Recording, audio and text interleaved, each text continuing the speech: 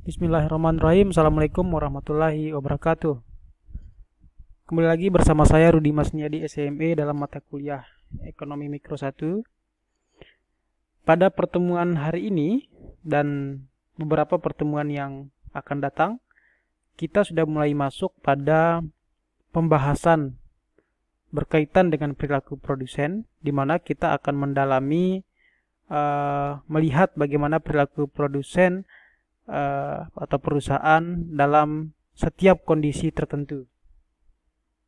Nah, hari ini kita akan spesifik mengupas kondisi tertentu yang pertama, yaitu berkaitan dengan pasar persaingan sempurna. Di sini kita akan bagaimana melihat pola persaingan ya dalam perusahaan itu ya dalam konteks pasar persaingan sempurna.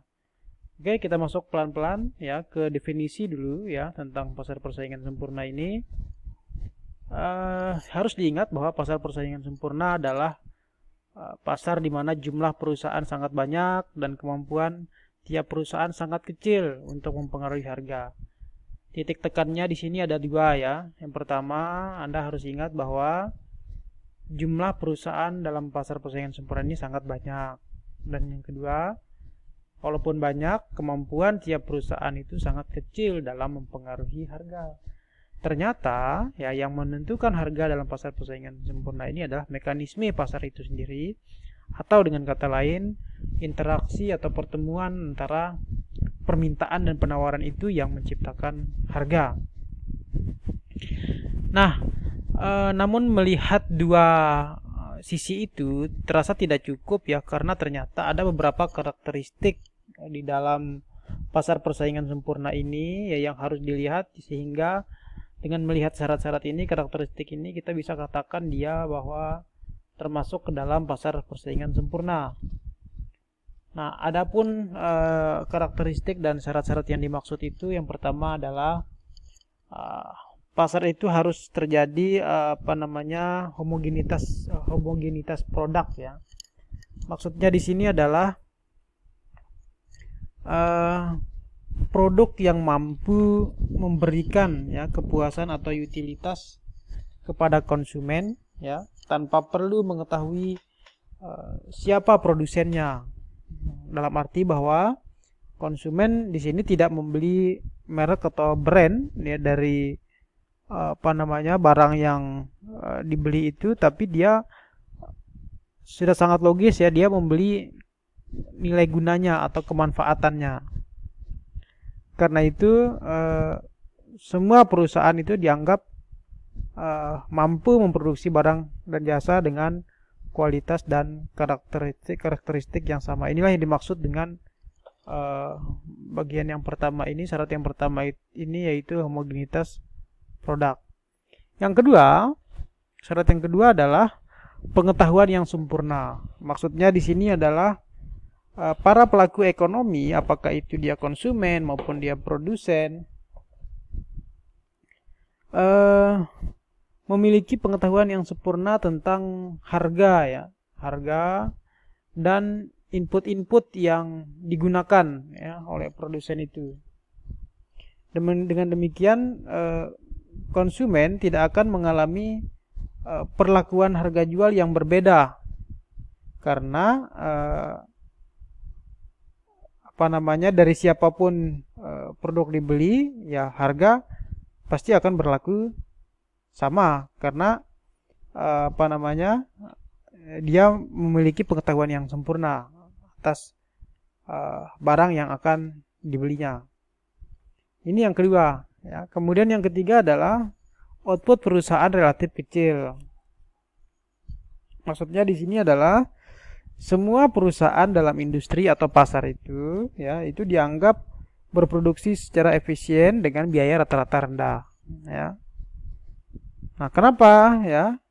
Ya jelas ya, karena dia harus bersaing dengan perusahaan yang lain, maka itu dia diharuskan untuk berproduksi dengan biaya rata-rata terendah ya, supaya dia bisa menjual barang dengan harga yang murah ya, dan dia mampu bertahan dalam pasar. Nah, Ini yang menyebabkan ya, karena dia berproduksi efisien dengan biaya terendah, ini yang mengakibatkan outputnya itu relatif kecil ya, sehingga barang itu relatif yang dihasilkan setiap perusahaan secara individu itu relatif sedikit.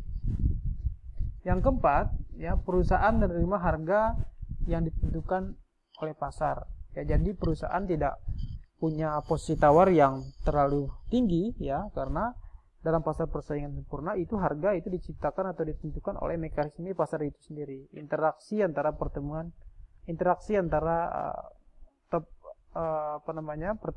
permintaan dan penawaran. Kemudian yang terakhir adalah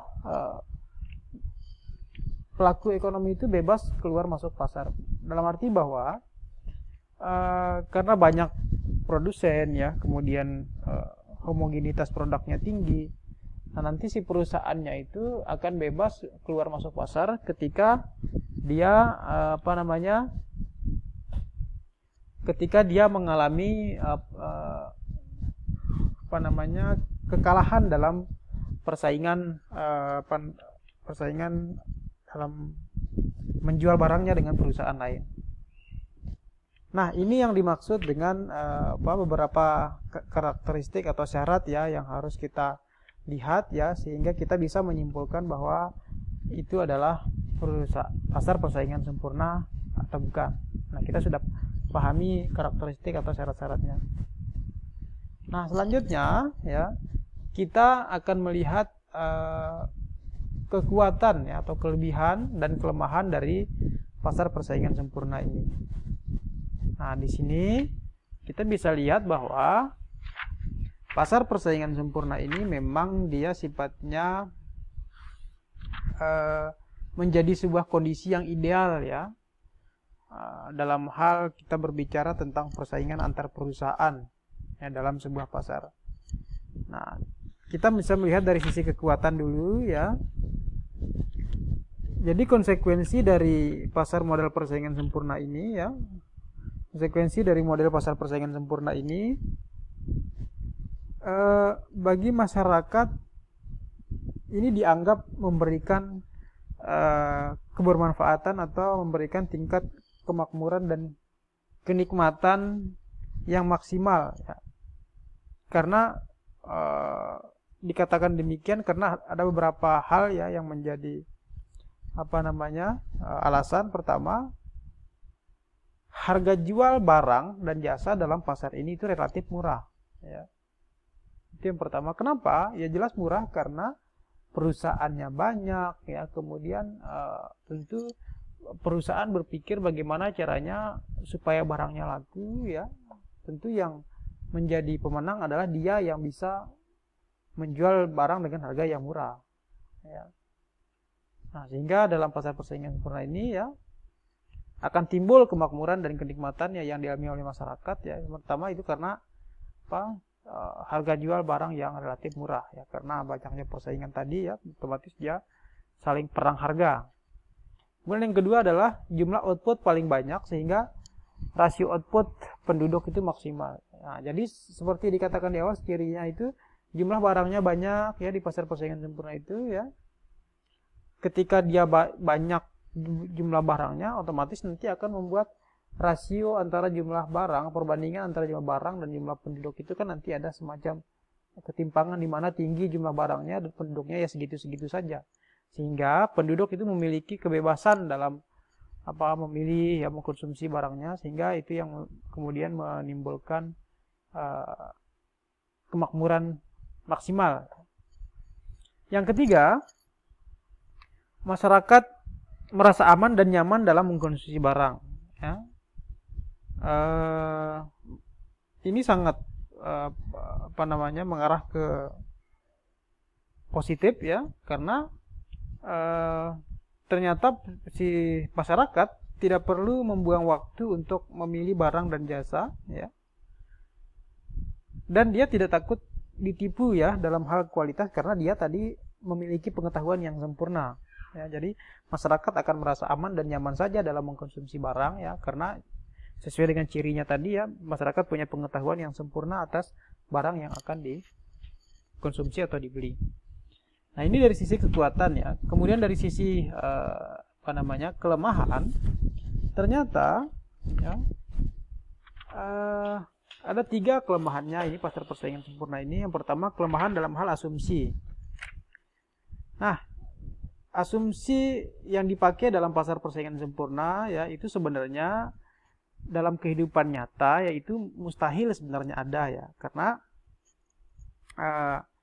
sejatinya tidak ada pasar persaingan yang benar-benar sempurna ya, yang sama jumlah perusahaan banyak, jumlah perusahaannya banyak, kemudian jumlah barangnya banyak ya, terus perusahaan itu bersaing secara sempurna ya, itu sulit ditemukan dalam kehidupan nyata. Karena ya dalam kehidupan nyata kan walaupun perusahaan itu menjual barang yang sejenis ya, pasti ada perusahaan yang mendominasi ya dalam segmen pasarnya.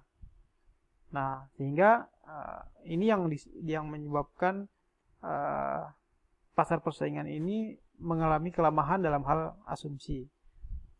Kemudian yang kedua, pasar persaingan sempurna ini mengalami kelemahan dalam hal pengembangan teknologi ya.